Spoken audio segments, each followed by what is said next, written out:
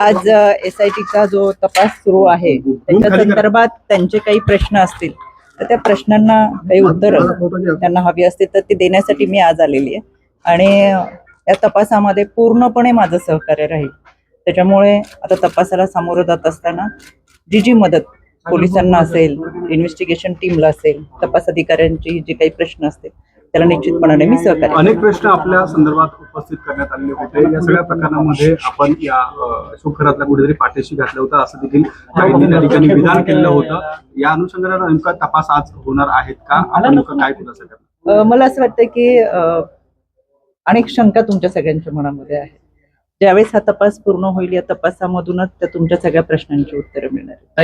अंजली दवानी यांनी असं म्हटलेलं होतं की त्यांनी डीजीना देखील भेटला तर तुमची चौकशी होत नाहीये असं म्हटलेलं होतं आणि तुमचा यामध्ये गुन्ह्यात सहभाग आहे असं देखील आरोपी वारंवार। मला या गोष्टीची कल्पना नाही। सकाळी गाडी आरोपी करावी अशी वारंवार जी मागणी आहे ती देखील केली जाते। या प्रकरणात आपण सह आरोपी करावं असं वारंवार त्या ठिकाणी मागणी केली जाते।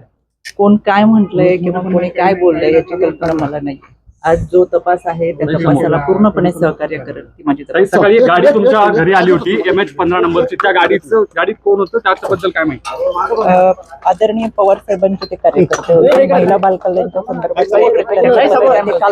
काल मला भेटणार होते पण त्यांना लय उशीर झाला आणि मी नाशिकला येणारच माहित नसल्यामुळं मग ते म्हणले तुम्ही कधी जाणार आहे, त्याच्या आधी मला वेळ दिला तर ते मला भेटले। सकाळी भेट झाली पण फार गडबडीत झाली, त्यांना म्हणलं बसून आता चहा घेऊ तर मी निघते। काही समता पतपेढी असेल किंवा जगदंबा चाकणकरांचा काय संबंध? त्याच्यामध्ये जी खाती होती ती सगळी बनावट खाती आहेत आणि ते सगळा अहवाल तुमच्या समोर येईल। प्रतिभा चाकणकरांच्या नावाने देखील म्हटलेला होता।